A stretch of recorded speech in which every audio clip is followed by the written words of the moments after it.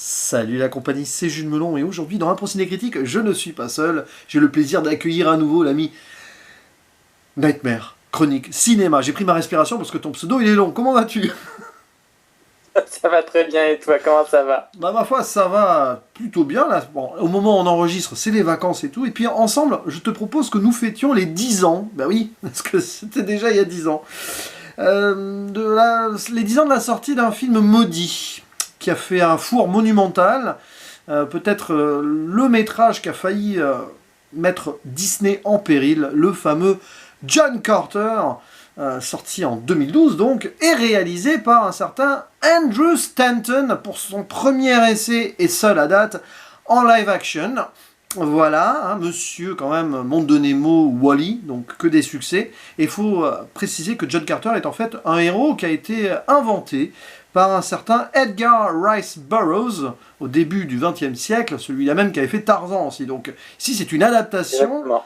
qui a mis des années à être mise au cinéma, parce que c'est un projet qui aurait pu voir le jour dans les années 30, il y a eu des tentatives d'animation et tout, et puis finalement Disney a remporté la timbale, et en 2012, en grande pompe, ou pas, a sorti ce film dans lequel nous retrouvons Taylor Kitsch dans le rôle principal, qui depuis n'a plus fait grand-chose, il faut l'avouer. À ses côtés, Lynn Collins, qui depuis n'a plus fait grand-chose, il faut se l'avouer. Samantha Morton, bon, on va pas tous dire qu'ils n'ont pas eu de carrière depuis, parce que c'est faux, déjà. Et puis, il y a quand même aussi Willem Dafoe, qui lui, pour le coup, est incontournable depuis très longtemps. Mark Strong, Thomas Hayden Church, ou encore, allez, des apparitions de Kieran Hines, Jon Favreau lui-même, ouais, et aussi de Bryan Cranston, monsieur Breaking Bad, Mr. White, dans la série culte.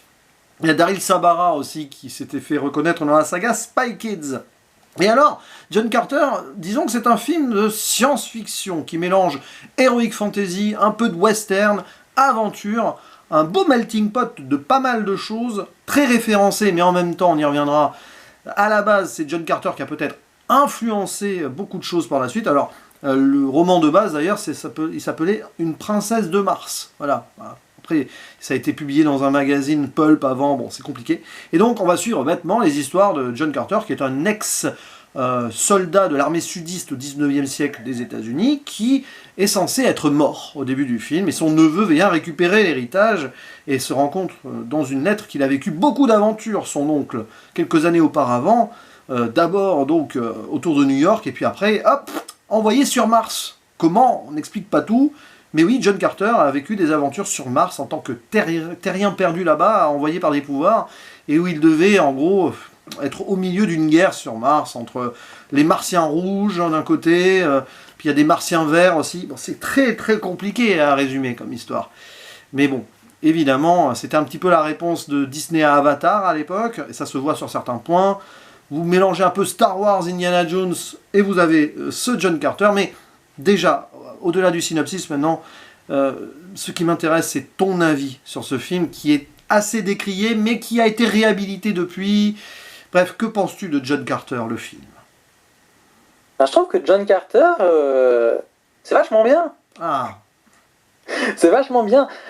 À une ère comme la nôtre, comme aujourd'hui, où Disney fait surtout nostalgie, fait surtout dans le safe space, si je peux me permettre cette expression, à vouloir constamment faire des remakes et des suites.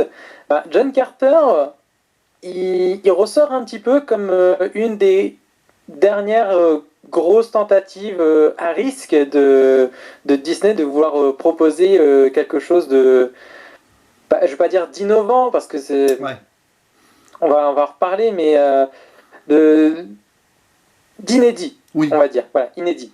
Bah d'ailleurs, il y a eu Ça, Tomo. avec ça et Lone Ranger, c'était vraiment C'est les ça. deux dernières grosses tentatives et malheureusement les deux se sont soldés par des échecs cuisants au box-office. Puis bah, on pourrait rajouter Tomorrowland, même si c'est un parc d'attractions à la base, il y avait quand même un côté inédit au cinéma derrière. Mais alors, je vais te rejoindre sur le fait, en fait, j'ai un gros souci avec ce John Carter que je découvre sur le tard. Ça fait un moment qu'il me titillait parce que je voyais des gens dire du bien. Ah, c'est un scandale qu'il ait eu un succès aussi faible. D'autres qui disaient, ah ouais, mais non, voilà. Mais en fait, déjà contextualisons le truc, parce qu'après le film, je me suis fait une vidéo en deux parties d'ailleurs de l'ami Cinescope, je sais pas si tu connais sa chaîne, qui parle... Oui, je l'ai vu aussi cette vidéo, elle est vachement bien. Allez à voir. Extraordinaire vidéo, ça vous permet d'avoir un petit peu la lecture au-delà du film, parce qu'en fait ça va au-delà du film. Le film en lui-même, il est bien, si vous aimez un peu space opéra, aventure, space opéra très sur Mars quand même, on n'est pas dans l'espace, mais il y a beaucoup de choses, c'est très chargé, et il faut savoir que Disney n'a pas su quoi faire de ce film. Déjà, ils ont changé le titre au passage, donc John Carter, qu'est-ce que ça évoque pour les jeunes au début des années 2010 ? Pas grand chose, parce que John Carter finalement c'est pas un héros qui a laissé une énorme trace dans l'histoire de on va dire, de la culture populaire, même s'il était super lu au début du XXe siècle, enfin mi-XXe siècle. J'ai envie de te dire oui et non, parce que ça va nous permettre d'embrayer sur le pourquoi John Carter n'a pas vraiment marché. John Carter, ça fait partie de ces références de science-fiction qui vont inspirer un petit peu les références beaucoup plus actuelles. C'est vraiment les prémices de nos références actuelles, genre Star Wars, Star Trek, tout ça. C'est ça. Les grosses références actuelles de science-fiction, John Carter, c'est l'aîné. Voilà, c'est la génération un peu avant. Mais il a été supplanté depuis par là aussi les Indiana Jones côté aventure. Et le problème, c'est que ça a été vendu un peu à l'arrache par Disney. Et les gens, ils ont vu John Carter, ils disaient quoi ? Déjà, les trailers étaient pas terribles. Puis ils sont tombés sur le film. Et évidemment, la plupart des gens qui ont découvert John Carter sans avoir lu, sans trop savoir d'où ça venait, et bien se sont dit ouais, mais alors c'est pompé sur Indiana Jones, sur Star Wars. Faut dire qu'à un moment, quand même, il y a des scènes où ils cherchent le bâton pour se faire battre, on y reviendra. Une scène qui rappelle Star Wars épisode 1, une course de modules, ensuite Star Wars épisode 2 dans l'arène, ça s'enchaîne, c'est un peu... Hein. Mais bon, et évidemment, le fait est que, pour moi, donc je vais donner mon avis, j'ai apprécié sans plus, mais j'ai apprécié quand même, c'est un bon film en soi. Très généreux, trop généreux, il y a trop de choses, limite, tu vois, tu pouvais en garder sous le pied et imaginer une saga dessus, mais ils avaient imaginé des suites. Mais déjà rien... Oui, à la base, ça devait être une trilogie. Voilà, mais rien que sur le premier film, il y a beaucoup de choses... Et du coup, on est un petit peu aussi sur notre fin sur certaines choses, notamment l'origine story ou le passé de John Carter qui apparaît en flashback comme ça, vite fait. Donc ça aurait été développé, mais on ne le saura jamais. Mais bon, on verra dans les spoilers, ça. Donc voilà, Andrew Stanton, il a mis son cœur à l'ouvrage, il a pris son temps, ce qui n'a pas plu à Disney, parce que l'argent coulait à flot pendant ce temps. Mais c'est un auteur, Andrew Stanton. Il a voulu faire ça comme si c'était un de ses Pixar. Sauf que il a découvert la triste réalité du blockbuster live action ici. Bon, on lui a laissé quand même la liberté jusqu'au bout, mais après, Disney ne sait... Je ne sais pas ce qu'ils ont voulu faire avec ce film, parce que ça ne tenait qu'à eux de le vendre mieux, mais au final, ils se sont peut-être mordus la queue, je sais pas, c'est le serpent qui se mord la queue, cette idée. Déjà, de faire un truc aussi original, enfin, aussi ambitieux, c'était très bien comme idée, mais trop tard. Pour moi, le film vient trop tard. Tu m'aurais montré ça 20 ans auparavant, etc., dans les années 90, évidemment, ça aurait pu se faire, mais pas avec les mêmes effets, mais ça aurait pu se faire, ça aurait eu un carton, ça aurait marqué l'histoire. Là, ça arrive en 2012, ça arrive après Avatar en plus, parce qu'ils n'ont pas de bol, en plus, Avatar est passé par là, donc même sur la 3D et tout, c'est super bien fait, mais tu vas forcément faire des comparaisons avec les Martiens, les Navis, à peu près, voilà. Et en fait, tout arrive trop tard, et le film souffre donc de beaucoup de choses, il y a beaucoup de références. Voilà. Mais beaucoup de style aussi, du western, alors c'est magnifique, hein, le début est génial, hein. Mais ça va trop vite. Limite, tu aurais vu un film de 3 heures, quoi, là. Et puis, il y a un autre souci pour moi, quand même un peu léger, mais c'est ce que Andrew Stanton voulait, il ne voulait pas des acteurs connus. Et malheureusement, il manque un petit truc pour Taylor Kitsch, pour moi, même s'il se donne à fond, il fait ses cascades et tout. Et puis la princesse, parce qu'il y a une princesse, c'est un Disney. c'est pour ça qu'ils ont voulu... Non, mais ils ont voulu faire ils ont voulu vraiment mettre ça en live action. Il y avait une princesse dans le titre à la base. Mais Lynn Collins aussi, il manque un truc. Voilà, il manque pas forcément du charisme, mais voilà, peut-être pour qu'on puisse encore plus s'identifier, plus être marqué par le jeu, etc. Et puis les autres acteurs, c'est beaucoup plus, c'est plus des voix que des performances. Bon, il y a des performances en capture aussi de mouvement, hein. Mais je sais pas, il manque plein de petits trucs dans ce film. Pourtant les bases sont là, le cœur est là, la mise en scène est pas dégueu d'ailleurs. Il y a des, même si ça doit aller trop vite. Je sais pas s'il n'y a pas une director's cut qui traîne quelque part et tout, on sait jamais. Mais bon, il y a des combats épiques. À mon avis, chez Disney. Oui. Ça sortira jamais. C'est très peu probable que Disney laisse sortir une Director's Cut. Mais t'as des combats épiques, même, mais à un moment, ça suinte la mort et les pertes, hein, pour un Disney, quand même, c'était pas mal. Mais je sais pas, l'histoire est très... Le début, la fin, il y a vraiment des choses. Et puis, ces histoires de méchants, pas méchants, on y reviendra en spoiler, bon, là aussi, il y aurait dû avoir un peu plus de développement. À vouloir être Après, très si généreux... je peux me permettre de rebondir un petit peu sur ce que tu as dit jusque-là. Bon, déjà, concernant la com qu'il y avait eu autour du film, c'est pas nouveau, ça l'a jamais été. Disney a toujours été une grosse bille en ce qui concerne le commercial. C'est-à-dire que quand Disney vend un de ses films, c'est uniquement sur la réputation de c'est un Disney. Donc, ben voilà, on sait que ça va ramener papa, maman et les enfants parce que voilà, c'est forcément vecteur de signe de film familial. Donc, il fallait autre chose là. Il fallait, forcément, dès que tu essayes de sortir un petit peu du truc avec, je sais pas, voilà, un film un peu space opéra, ben, ça savent pas trop où se placer parce qu'en plus, c'est pas une licence connue comme Star Wars par exemple. Et donc, et ça devait s'appeler... Disney, il s'est retrouvé avec un bébé comme ça, avec une mine d'or, et ben, il sait pas quoi en faire, et du coup, ben, ils l'ont vendu comme n'importe quel autre film, et du coup, ben, ils l'ont mal vendu. Bon, c'est pour ça que ce genre de tentative assez noble se plante de la part de Disney, parce que ben, Disney ne sait pas vendre ses films comme il faut. Et puis bon, le titre aussi. Ce que je voulais dire aussi par rapport au casting, vu que tu as évoqué le casting, le fait que du coup ce soit les deux protagonistes ne soient pas principalement connus pour John Carter, c'est effectivement dommage pour eux. Après, même si Taylor Kitsch, il a aussi eu un autre rôle un peu populaire un peu impopulaire, on va dire, dans sa carrière, vu qu'il a eu un rôle dans X-Men Origins Wolverine, il a joué Gambit.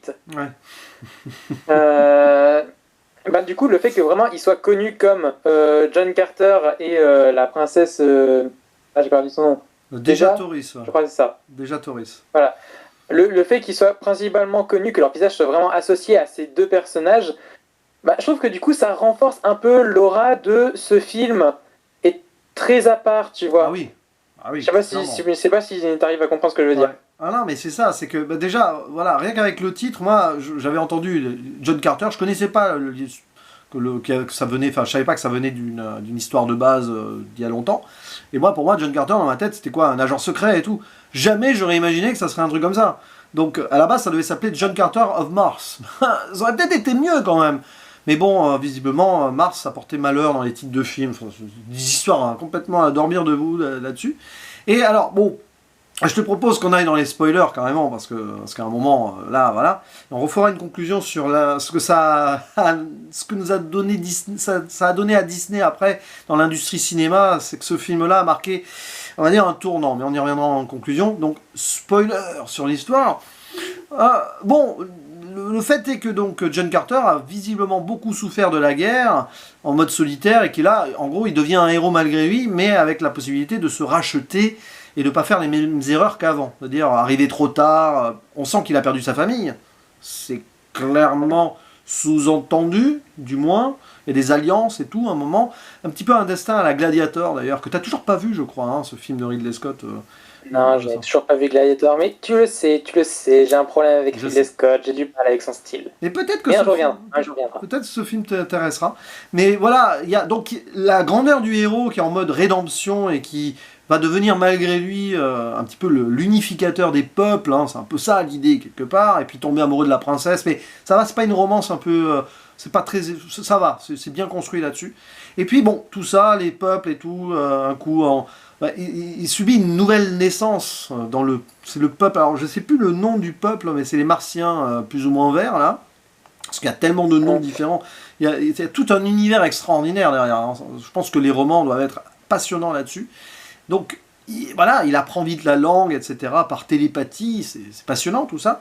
Et donc à un moment il y a une guerre sur Mars et on sent qu'elle a été orchestrée, ça j'aime bien l'idée, hein, par des faux prophètes, des faux moines d'une déesse et tout, mais en fait ce sont des c'est quelque part l'allégorie de Dieu qui s'amuse avec des créatures qui peuvent manipuler comme ça. Et moi j'aime bien l'idée, c'est assez violent quand même, qu'à la base ce sont des immortels qui n'ont aucun enjeu particulier, qui s'ennuient en gros, et qui décident de manipuler les peuples pour qu'ils se fassent la guerre entre eux. Moi j'ai compris ça, c'est de là que vient la magie d'ailleurs. C'est quand même violent quand même. C'est assez vicieux, et encore une fois, c'est couillu ce genre de choses, ce genre de tentative de la part de Disney. Oui, il fallait adapter un truc comme ça, ils l'ont adapté tel quel. Parce qu'Andrew Stanton, d'ailleurs, il a mené sa barque, hein, il a coécrit le scénario avec Mark Andrews et Michael Chabon. Donc, ils ont eu la totale liberté. D'ailleurs, après cela, Disney ne laissera plus jamais une totale liberté à ses créateurs. Et je crois qu'on n'est pas prêt de revoir ça. Quoique... En fait, dès que Disney laisse une totale liberté, ça donne des films qui sont exceptionnels, mais qui ne fonctionnent pas au box-office, parce qu'encore une fois, Disney ne sait pas les vendre autrement que comme des films Disney familiaux ou calibrés. Oui. Donc, forcément, ça se plante. Donc après, tu vois, Lone Ranger, je sais pas si tu as déjà critiqué Lone Ranger sur ta chaîne, mais non, voilà, peut-être que si c'est pas le cas, peut-être qu'on le fera. À la poursuite de demain, voilà, c'est des projets qui sont pharaoniques, c'est des projets qui sont vraiment des projets d'auteur, c'est vraiment des projets qui débordent de créativité, des projets qui prouvent vraiment que chez Disney, oui, c'est pas juste que des remakes, c'est pas juste que des projets faciles, on va dire, et rentables. Non, c'est aussi de la créativité.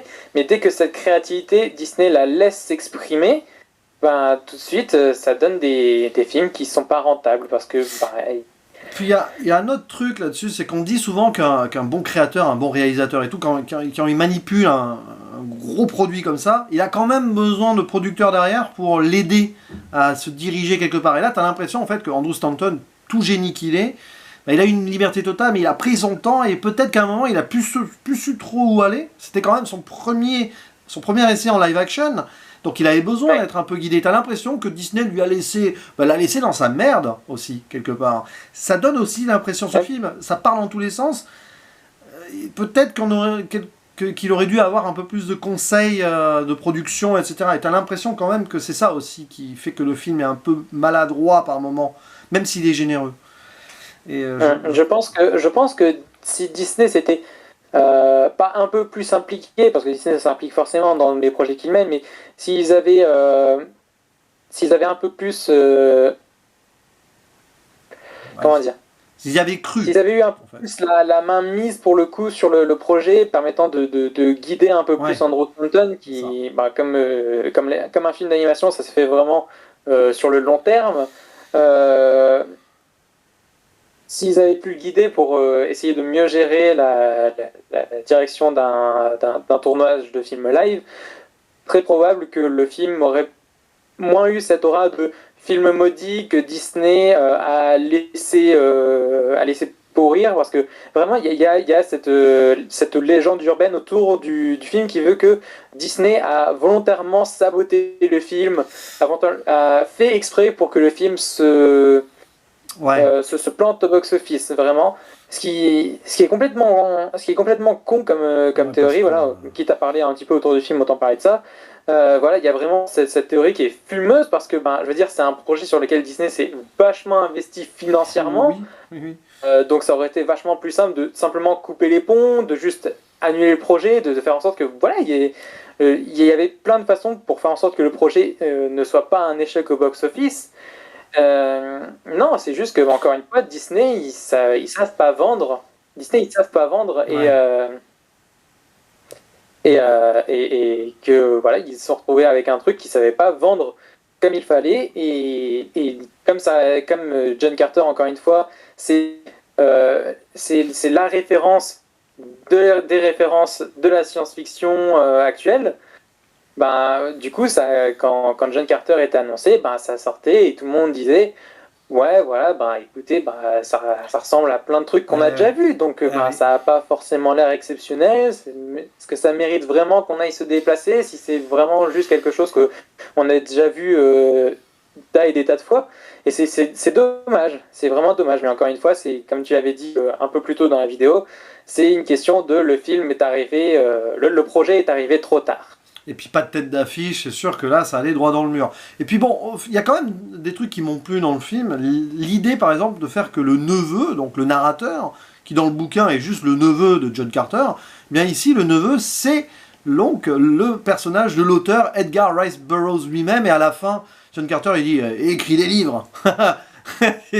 J'aime bien quand on place un auteur, c'est pas la première fois que je vois ça, on place un auteur dans l'histoire, ça lui donne l'imagination pour écrire l'histoire derrière que en fait il a créé comme une boucle qui se boucle. J'aime bien ça, j'aime cette idée là. Bon après, à la moi fin, tu vois, je suis un peu mitigé sur cette histoire, c'est-à-dire que effectivement ça fait une petite référence qui est sympa, voilà, ça permet de dire hey, t'as vu on fait référence vraiment à l'œuvre d'origine. Mais d'un autre côté, ça donne un petit peu un cliché de l'auteur n'a rien inventé, il n'a fait que retranscrire ce qu'il a lu, ce qu'on lui a raconté ou ce qu'il a vécu. Tu vois. Disney avait fait ça aussi dans la série animée La Légende de Tarzan. Ouais, ils avaient fait suite au succès de Tarzan, ils ont fait une suite, mais ils ont aussi fait une série. ouais. Et dans la série, il y a justement un épisode où l'auteur de Tarzan, donc le même. j'ai pas son nom. Je t'arrête pas de le dire depuis tout à l'heure, j'ai oublié son nom. Mais c'est toujours Edgar Rice Burroughs, donc ouais. c'est Disney voilà, en fait, le monsieur. Et dans cette série, il y a un épisode où voilà, il rencontre Tarzan et il se dit bah, je vais raconter ton histoire. Et du coup, c'est un cliché qui est à la fois cool et pas cool. Ça, tout dépend de comment il est dosé. Et bon, là, c'est un peu frustrant, tu vois. Mais si je devais trouver un truc à dire par rapport à la fin, je dirais que pour une fin d'un film pour un film qui devait vraiment lancer une trilogie, je trouve que la fin est suffisamment satisfaisante en elle-même pour se dire on n'a eu qu'un seul film. Ouais. Mais ça va, voilà. On n'a pas la frustration de oh mon Dieu, on attend trop le deuxième opus qui n'arrivera jamais, comme il y aurait pu avoir sur le dernier Maître de l'air par exemple, qui lui se termine vraiment sur un gros cliffhanger à suivre au prochain film, mais le prochain film ne viendra jamais. Non mais voilà, oui, mais peut-être qu'Edgar Rice Burroughs, maintenant qu'on y pense, il était peut-être en lien avec Walt Disney, c'est peut-être un clin d'œil, enfin ça à vérifier. Mais bon, voilà, pour la zone spoiler, je pense qu'on peut refermer là, parce que au final, vaut mieux découvrir le film. Et conclure, alors ça va être intéressant, cette conclusion. Bon, notre avis sur le film, on l'a plus ou moins donné, toi t'as vraiment bien aimé, moi un peu moins, mais quand même. Mais alors, cette théorie comme quoi, c'est à cause de ce plantage John Carter que maintenant Disney ne fait plus confiance, enfin, du moins bride totalement ses productions. Et ça, c'est terrible quand il pense. Ça rend ce film, c'est triste du coup. Parce que c'est peut-être à cause de cela que ça fait 10 ans plus ou moins que Disney récupère un maximum de Yes Man, ou presque, et ne prend plus de risques. Peut-être qu'il va y avoir plus de risques pris sur la suite du Roi Lion en live action, vu le réalisateur choisi. Ça, j'ai à voir, hein, peut-être. Et encore, tu vois, pour une prise de risque, ça reste quand même dans le safe space de... C'est ça. On reste dans l'univers Roi Lion, tu vois. C'est pas demain qu'on va avoir un Disney qui va inventer un personnage sorti de nulle part avec un truc totalement original. Là, malheureusement, on n'a plus trop ça et c'est... Ouais, et même on voit ce qu'ils font avec Pixar aussi. Bon, ça c'est une autre chose, hein, ça n'a rien à voir, mais quand même, je trouve que là-dessus, j'ai l'impression que... Alors, à se poser la question si Disney n'a pas été, on va dire, traumatisé par cette expérience, parce qu'ils sont pas passés loin d'une grosse catastrophe quand même, avec le flop. Donc, mais bon, je ne sais pas ce que tu en penses là-dessus. Comme je l'ai pas arrêté de le dire tout au long de la vidéo, vraiment, si j'ai pas arrêté de citer en même temps que John Carter, Lone Ranger et À la poursuite de demain, c'est que c'est vraiment les c'est vraiment les 3 dernières grosses tentatives où Disney a dit ok, toi le réal, voilà, toi l'auteur, voilà un budget, tu fais ce que tu veux et on balance ça sur grand écran. Vraiment, éclate-toi. Tu nous as prouvé qu'on pouvait te confier des projets, on pouvait te confier des projets et ça donnerait des films géniaux. Et voilà, après à chaque fois ça ne fonctionne pas au box-office, donc Des fois, chaque année, Disney a un petit flop, un petit échec au box-office, même si maintenant c'est un peu plus difficile de les trouver, ces flops, vu que bah, y a une partie de ces films qui sont directement mis sur Disney+, hein. Hmm. Je le dis avec une certaine amertume, je ne m'en cache pas. Mais voilà, jusque-là, Disney a toujours eu ce petit échec annuel, voilà. Et bah, malheureusement, bah, à trois reprises, ça a été le gros blockbuster très cher, très coûteux et très ambitieux. Et c'est extrêmement dommage. Ça a conforté vraiment. Et ça, combiné vraiment avec le succès de Alice au Pays des Merveilles de Burton, qui a eu lieu 2 ans plus tôt, et au succès suite de tous les autres remakes, ben, ça a conforté vraiment l'idée Disney que vraiment, il fallait rester dans un safe space, d'arrêter de Oui. prendre des risques parce que les gens ne veulent pas voir de risques au cinéma. Et c'est vraiment dommage que euh, Disney vraiment s'enferme dans une forme de cinéma automatique ces dernières années. Et c'est triste, c'est triste. Ouais. Bah, en tout cas, je pense que c'est une bonne conclusion, hein, pour ce John Carter. Mais n'hésitez pas à dire en commentaire ce que vous pensez de ce film, si vous le réhabilitez ou pas, etc. Parce que je pense que pas mal de gens l'ont apprécié, plus que ce qu'on le, ce qu'on ne le, enfin bon bref, plus qu'on ne le croit. Voilà, j'y arrive.